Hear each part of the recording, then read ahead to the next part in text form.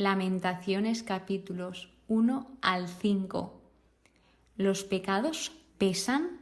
¿Los pecados tienen peso? ¿Y cómo puede ser esto? Cada vez que suelo hablar de la confesión e intentar explicar cuál es como ese, entre comillas, poder que tiene, siempre hago imaginar a las personas que llevan una mochila, que cada uno de nosotros lleva una mochila vacía, y que cada vez que cometemos un pecado es como que se va introduciendo una piedra. Un pecado, pues una piedra para la mochila. Otro pecado, pues otra más. ¿Y qué pasa? Que si tienes que andar con tanto peso en la espalda, al final te cansas, te angustias, sientes que no puedes más, te desanimas, o sea, no puedes. Poco a poco vas no teniendo ni fuerzas. Así que, pues, lo que os comentaba del poder de la confesión es que cuando tú vas a confesarte, se te quitan todas esas piedras y vuelves a andar ligera. Pero centrémonos en la primera parte de que el pecado pesa. Y os vengo a decir esto porque hoy comenzamos y terminamos el libro de Lamentaciones, un libro muy breve y un libro bastante significativo, un libro que habla del dolor, pero no se queda ahí, porque también hay esperanza. Si indagamos un poco más en su autor, en algunos lugares, en algunos estudios, indica que es un autor anónimo, pero generalmente, por lo menos en mi Biblia, indica que es Jeremías el autor de este libro. Y hay diferentes referencias que sí que señalan a este profeta. Además, fue escrito entre el año 587 y 538 a.C. en Palestina, y aquí hablamos de estos años donde pues ya se había conquistado Jerusalén por parte de los babilonios. Así que, en resumen, lo que hace este libro es una reflexión poética sobre el asedio de Jerusalén y el exilio, porque una vez conquistaron Jerusalén, tuvieron que exiliarse a Babilonia, y esto fue un periodo muy, pero que muy duro.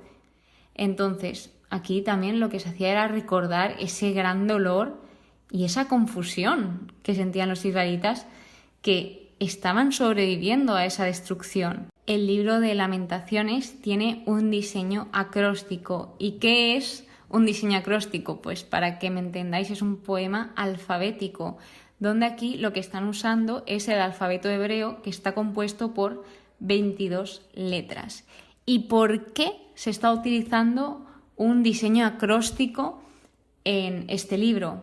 Pues, según los estudios, porque expresa esa plenitud del duelo que están atravesando. En concreto, pues si finalmente este libro está escrito por Jeremías, de ese sufrimiento tan fuerte que él estaba pasando.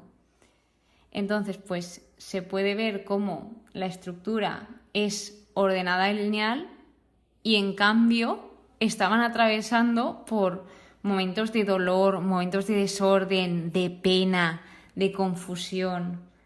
Por lo tanto, pasando ya al primer episodio, a la primera lamentación, aquí nos encontramos con una personificación de Jerusalén. Jerusalén es personificada como una viuda, que se llama la hija de Sión, donde está clamando al Señor, está describiendo la situación, además de contrastar.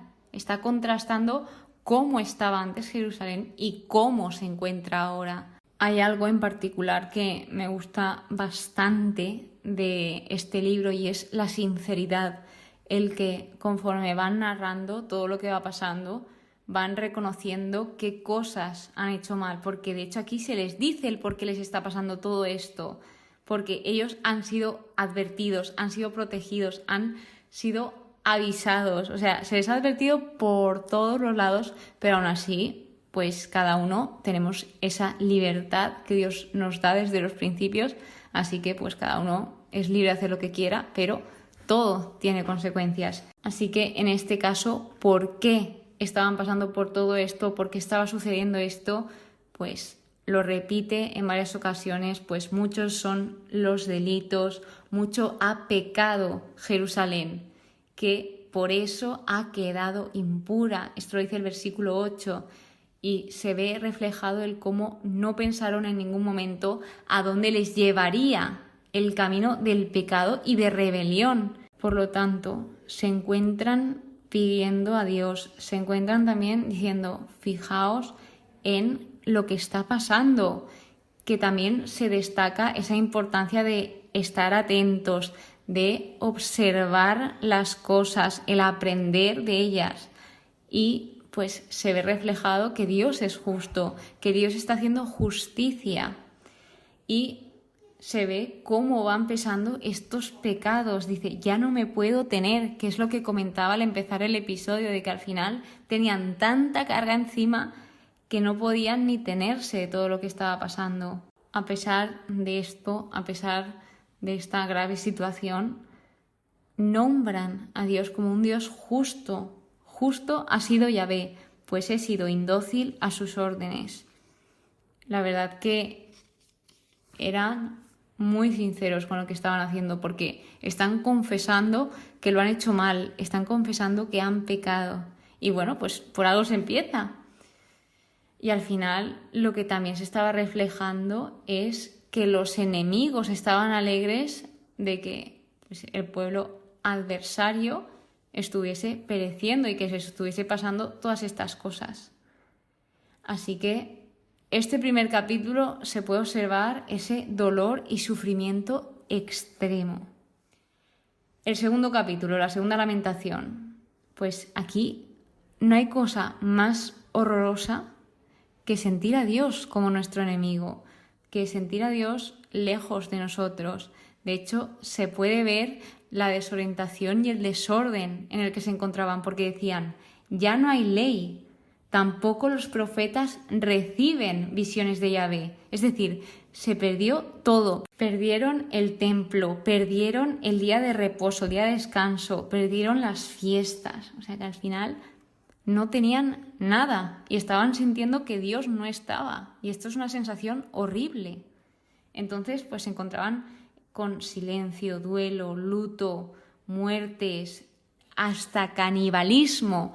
Las propias madres se comían a los niños de la hambruna que había. Y obvio que todo esto desencadenó una serie de preguntas, una serie de dudas.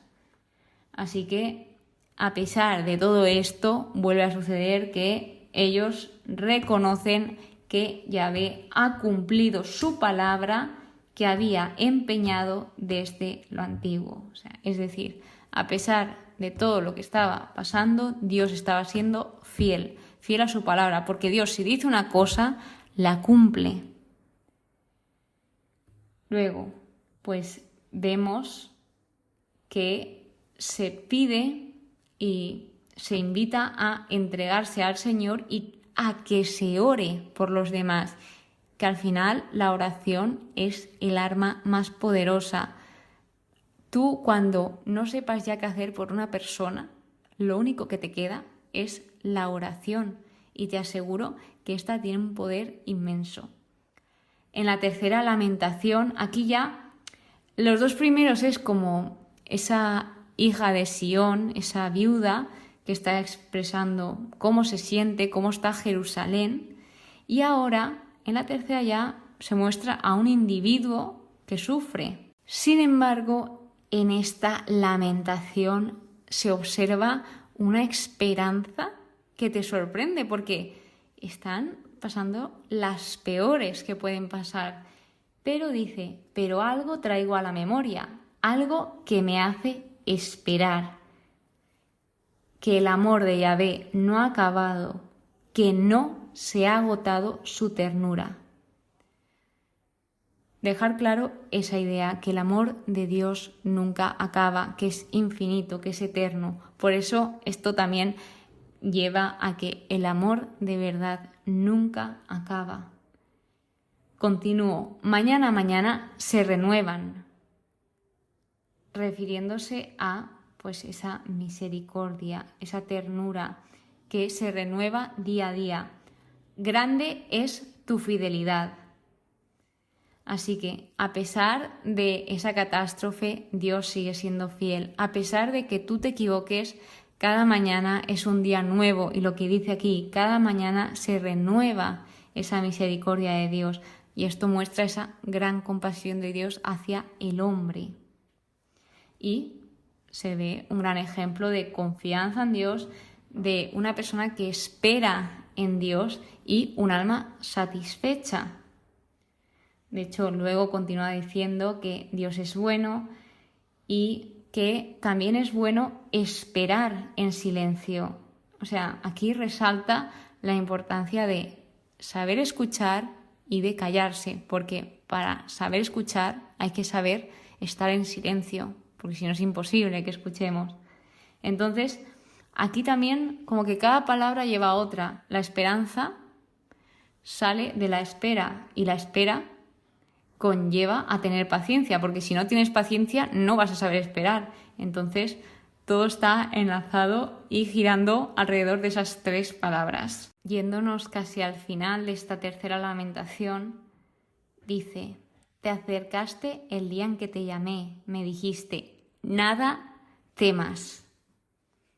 Nada temas. De nuevo, Dios recordándonos que no debemos de temer a nada ni a nadie, sino que sigamos hacia adelante y sigamos confiando en Él.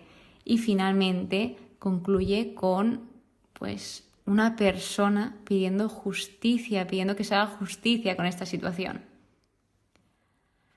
La cuarta lamentación me gusta porque empieza destacando lo valiosos e importantes que somos y que luego se contrasta en cómo se convirtió el pueblo de Israel, de que de repente dice que eran como oro y que pasaron a ser como vasos de arcilla, como frágiles y débiles. O sea, se ve esa decadencia, pero al final destaca eso, lo valioso que es el hombre para Dios. Otra cosa que vemos es cómo la vida nos puede cambiar en un instante, que de repente materialmente lo puedes tener todo y el día siguiente no tener nada. Y al revés, puedes no tener nada y de repente tenerlo todo, que nunca sabes lo que va a pasar el día de mañana. Por eso debemos de vivir en el presente y no anclarnos ni al pasado, ni al qué vendrá, qué pasará, etc. Luego siguen contando, describiendo la situación en la que se encontraban y también ellos como que nunca pensaron en esa situación, nunca creyeron que ni el adversario ni el enemigo les iba a entregar. Y finalmente vuelve a remarcar que todo fue por los pecados de cada uno, incluyendo a los profetas y a los sacerdotes, porque se ve que muchos sí que iban diciendo lo que el pueblo quería oír, y esto es un error, porque al final, si tú eres una persona con esta gran responsabilidad, tú no tienes que decir lo que los demás quieren oír, sino tú tienes que decir la verdad, y eso es lo que tiene que ir por delante.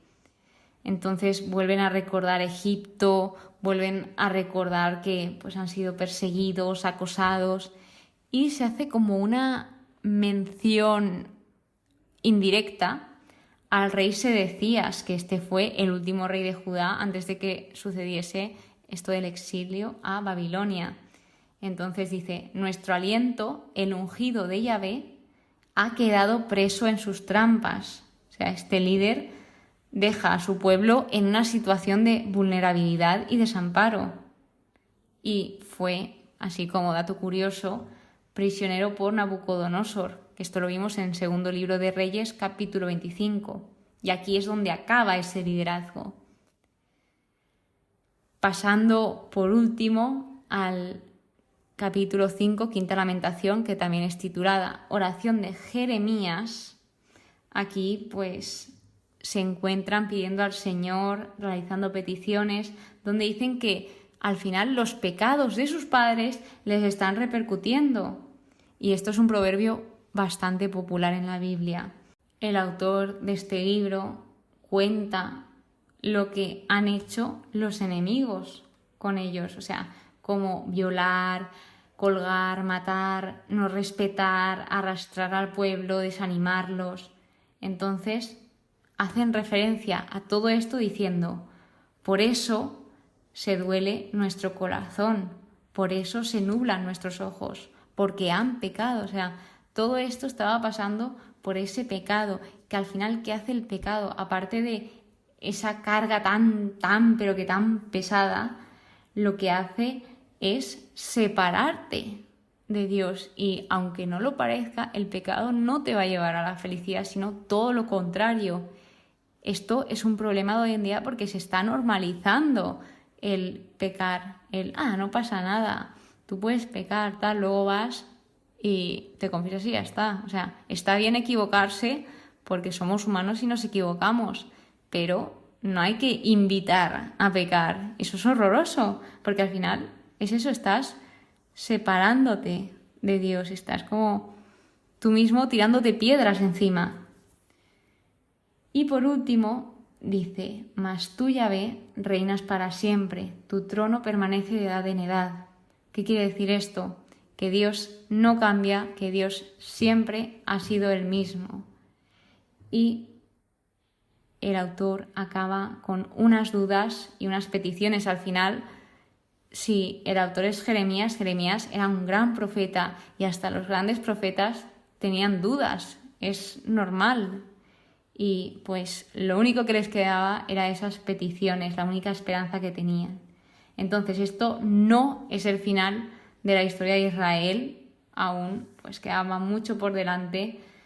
Ellos a menudo estaban expuestos al peligro. Esto hay que tenerlo en cuenta, de que ellos pues es normal que viviesen esa angustia, esa ansiedad, esa inquietud, porque pues vivían como pendientes de todo por si les atacaban.